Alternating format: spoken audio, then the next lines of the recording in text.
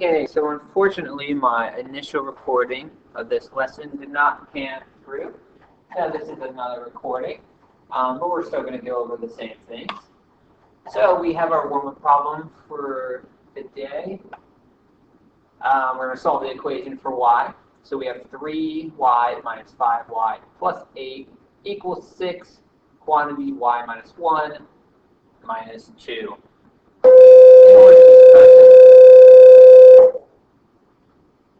In order to start this, what we need to do is we will need to, or the thing that stands out to us is those parentheses. So we need to start with the parentheses by distributing. So we'll distribute, and then we'll get 6 times y is 6y, minus 6 times negative 1, which is 6, minus 2, which equals 6y minus 6 minus 2. And then on the left side, we will have 3y minus 5y plus 8 still. So now that we've distributed, we come to our next step of combining like terms. So we see what like terms we have. And if we look at the left side of the equation, we see 2 y's. So those are our 2 like terms we have on the left side. So 3y minus 5y, we can combine that. So 3 minus 5 is negative 2, so that gives us negative 2y plus 8 equals 6y minus, but then here we get to the right side, and we have negative 6 minus 2. So negative 6 minus 2, they both are constants, so they're also both like terms. So negative 6 minus 2 gives us a negative 8. Now that we've solved or simplified each side, we now need to combine all of those like terms to the same side of the equation. So get all constants to the one side, all our variables to the other. And so we have negative 2y, and we need to get that over to the same side as our 6y. So I'm going to add 2y to both sides. Add 2y. And that cancels that out. That moves that around. So that gives me 8 equals 6y plus 2y gives me 8y minus 8. We got a lot of 8s in this problem. But we still need to get that negative 8 on our right side back over to the left side. So it's on the opposite side. We inverse that constant from our variable. So I'm going to add 8 to both sides. And this gives me 16 on my left side equals 8y on my right side. And now to finish this off, I just need to get rid of my coefficient, so I'll divide by 8.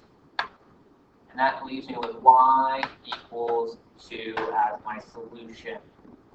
If I were to check this, all I'd have to do is take 2, plug it back into all my y's from my equation. If my left side equals my right side, and it checks out, I'm good. So that's our warm-up. So let's look at this problem we have to start off today. This return. Okay, so Harry has a part-time job at Hogwarts where he feeds a pack of his many pets.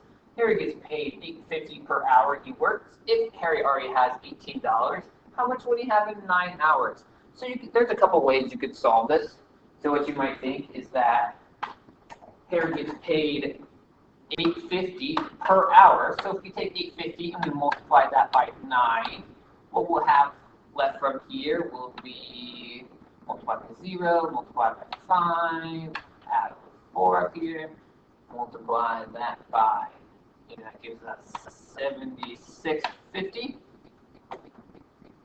So that would be Harry's amount after working the 9 hours. But he already has an additional $18 to add on to this. So if we add that through, we should end up with a $94.50 as our total amount. So this is probably how most people would solve this problem. But that's, say you forgot how to do this method, say you forgot how to solve this, you might need to use another method to be able to help you. Or say you need to figure out when Harry will reach $15, or when Harry will have $54. And what we can do for that is we can create a table. So we can create tables from these situations to help us visualize these methods. And so we're going to create something called an XY table. So the X is always going to be on the left side, the Y is always going to be on the right side. And that X, what's going to fall on the X coordinate, I'm going to call that my independent variable. Independent variable.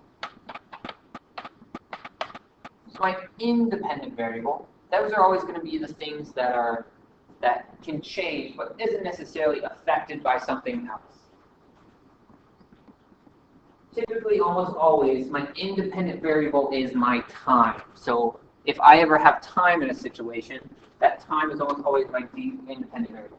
My y, that is going to be my dependent variable. It relies on the changing of the independent variable. It's dependent on the other variable. It relies on it. So as time changes, what's changing for Harry is how much money he has. So in this case, our independent variable is the hours, how many hours he works, while his dependent variable is how much money Harry is making, how much money Harry owns. So if Harry doesn't work any hours, he still has his $18 he started with. If Harry works 1 hour, he gains his additional $8.50 that he earns per that hour. So we'll say this puts him at $26.50. We can continue on. 2 hours. Harry then goes to $35. He can keep working another 3 hours, $43.50. And we can keep going on and on and on, increasing by $8.50 every time. Once again, independent can change and it's not affected by everything else.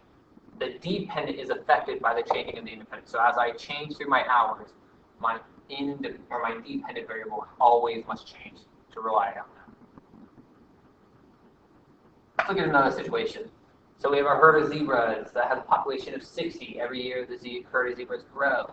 If we look at this, and we were to create our XY table, or the table of this situation, our independent variable is the year. So per year, the zebras are changing. Our dependent variable is the population of those zebras. At the beginning, we're going to always start with year 1, or year 0, I'm sorry. In year 0, we're starting with our initial population, our beginning population of 60. As the years continue, every year we're gaining 7 zebras. We're growing by 7 zebras. And so we go to year 2, we're at 74 zebras, and we can continue on and on.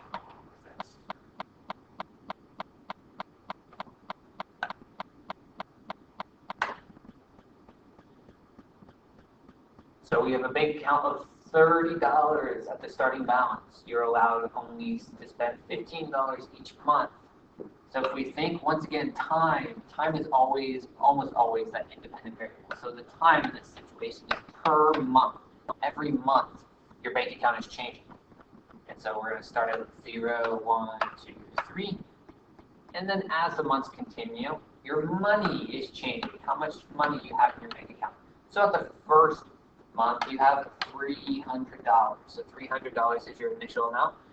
And as the months increase, as the months change, we are spending $15. So because we're spending, we're decreasing by $15. So we take 300 and we minus 15 each time. So after our first month, we'll end up with 285. After our second month, we'll end up with 270. The third month, we'll end up with 255. We're decreasing by $15 every month. Okay with this? Let me get a quick drink, and we'll keep moving on with this problem.